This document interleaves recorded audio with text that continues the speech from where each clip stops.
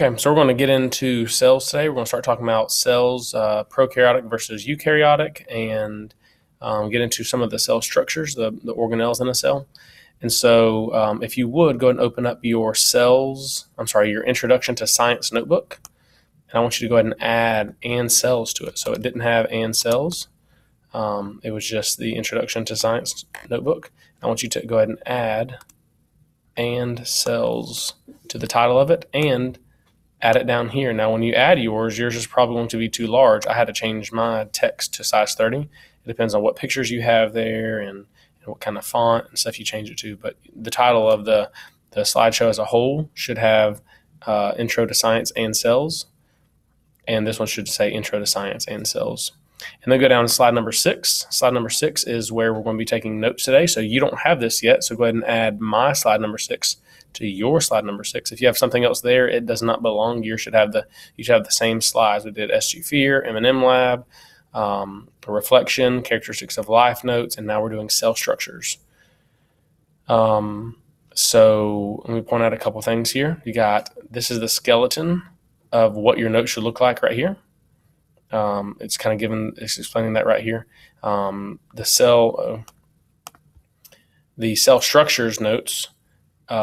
If you want to click on this link, that's the slideshow we're going to be using today. You don't need to do that now, but whenever you need to, it's right there. Same thing over here. We're going to talk about prokaryotic and eukaryotic. We're going to give a quick note about that. And this link should also take you to the same slideshow, but it'll take you specifically to prokaryotic slide. And then right here, this is the meat and potatoes of what we're going to be doing today, or what this little mini unit is going to be. So we've got the different organelles that you need to know. Now, there are other organelles that are in the cell, but not ones that you need to know. And then down here, we may reference that today. If not, it'll make sense later. And the 2 videos right here, we got Cells Wrap. That's a YouTube video. And we've got another video that kind of goes through some of the explanations about cell structure. So let's go ahead and click on that link, and it'll take you to structure and function of cells. And that's where we're going to go from here. So again, you're going to be taking notes on that slideshow on slide 6. All right. So prokaryotic versus eukaryotic.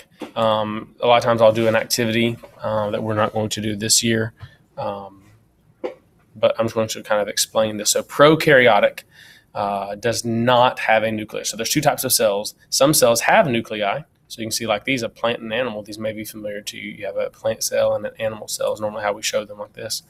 And then you have a prokaryotic cell. And if you'll notice, there's no real nucleus here.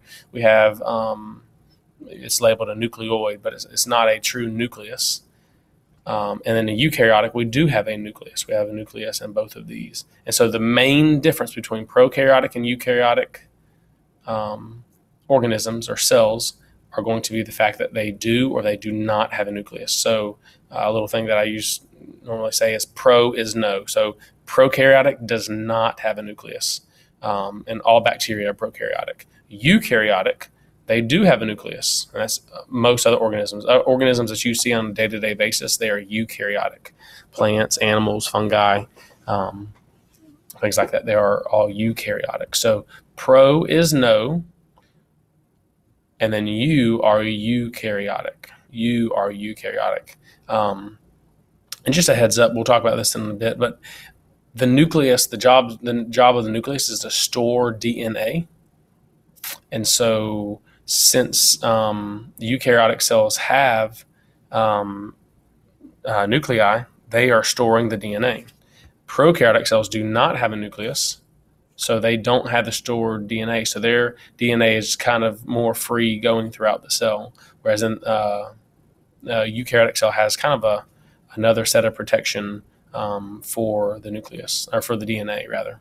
So go ahead and write down that pro is no, and you are eukaryotic, and explain what that little phrase or saying means. All right, so let's go ahead and talk about eukaryotic cells. So from here on out, we're talking about eukaryotic cells. There are other things that deal with prokaryotic. There are cilia and flagellum. This is the flagellum, this whip-like thing. We got cilia. They do have a cell wall. They have cytoplasm, stuff like that. But for the most part, they do not have organelles like we're going to talk about today. They don't have these membrane structures, these structures on the inside, these little organs. So if you don't remember back from 4th grade, organelles are little structures within the cell. Literally, you can think of them as little organs. So you see the word organ, organelle, a little organ. So we have organs, cells have organelles. And you can write that down if you feel like that would help you. So let's go to cell membrane. Cell membrane, the first thing you get to when you get to a cell is going to be the cell membrane, especially, or it's the outer one, depending on if you're talking about plant or animal, but it's the outer one for any cell that you're going to get to. You're going to get to the cell membrane. So this acts as a barrier between the inside of the cell, where the organelles are, and the outside of the cell. So it's kind of, if you think about it, kind of like your skin. Your skin does not let everything through, but there are a lot of things that your skin can let through. You can get poisons through your skin. Things can move freely back and forth through your skin. Think about sweat. But if you drop a Lego on your arm, it never disappears inside your body.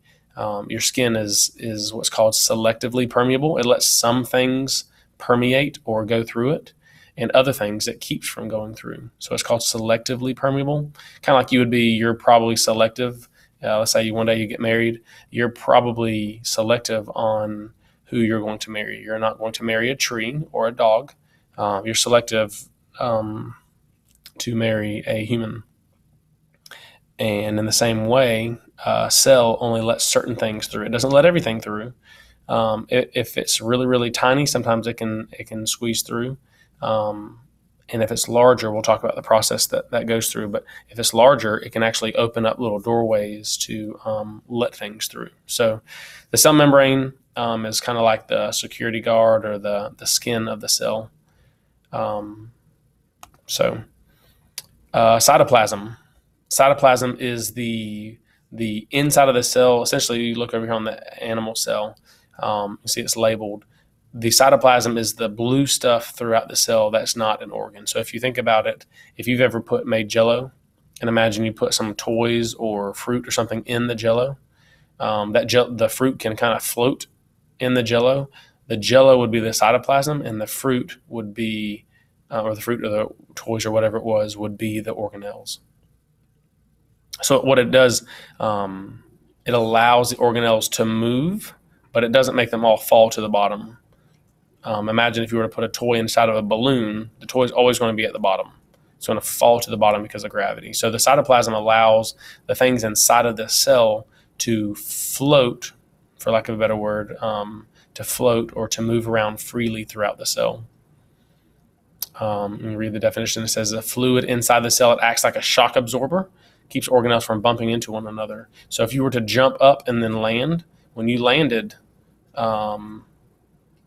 let's say you had some kind of weird hat and you had an egg in your hat. When you jumped up and then came back down, that egg would most likely crack on top of your head because there was nothing to protect it from that abrupt or that really quick stop when you landed.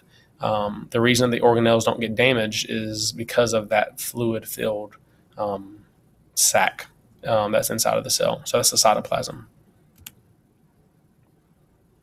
And lysosome. So the lysosome, if you think of a word that's similar to lysosome, I think of Lysol.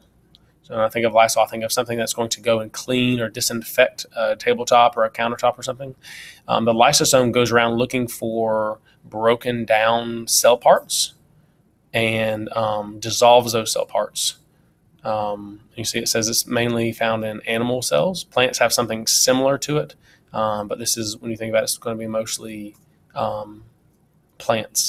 mostly animals.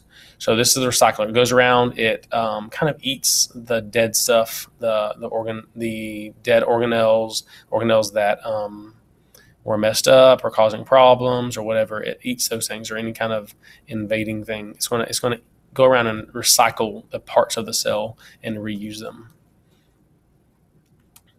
And we're going to stop here at nucleus. The nucleus is the control center of the cell. The nucleus,